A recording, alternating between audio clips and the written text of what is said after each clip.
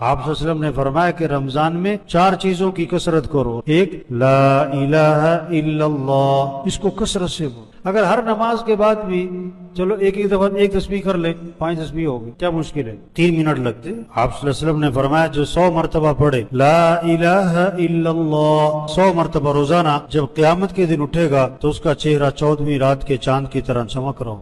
گھر کا ہر فرد پڑھے. دوسرا، رمضان میں کثرت کرو استغفار کی. استغفر اللہ الذی لا الہ الا هو الحی القیوم واتوب الیہ رب اغفر وارحم وانت خیر الراحمین. کوئی بھی استغفار چھوٹا سا، استغفر اللہ استغفر اللہ. بچوں کے ہاتھ میں تسبیح ہو، بوڑھوں کے ہاتھ میں تسبیح ہو، ذکر کی فضا بن. تیسرا، رمضان میں اللہ سے مانگو کہ اللہ میرا ٹھکانہ جنت بنا دے. کامیابی کس کا نام ہے؟ جنت میں چلے جانا، جہاں ہر خواہش پوری ہوگی، جو مانگے گا ملے گا، جہاں ہمیشہ کی زندگی اور جوانی اور صحت اور خوشیاں، جہاں دودھ شہد شراب پانی کی نہریں، جہاں سونے چاندی کے محلات. یہ ہے کامیابی. اللہ میرا ٹھکانہ جنت بنا. چوتھا کہ اللہ مجھے جہنم سے بچا. ناکامی جہنم میں چلے جانے کا نام. ساری دنیا کا بادشاہ تھا، مر کے جہنم میں گیا ناکام. 10 کنال کا بنگلہ تھا، مر کے جہنم میں گیا ناکام. 4 کروڑ کی گاڑی تھی، مر کے جہنم میں گیا ناکام. کہ اللہ مجھے جہنم سے بچا. تو یہ رمضان کا مہینہ، اس میں کثرت ہو لا الہ الا اللہ کی، استغفار کی، اللہ سے جنت کا مانگنا ہو اور جہنم سے پناہ مانگنا.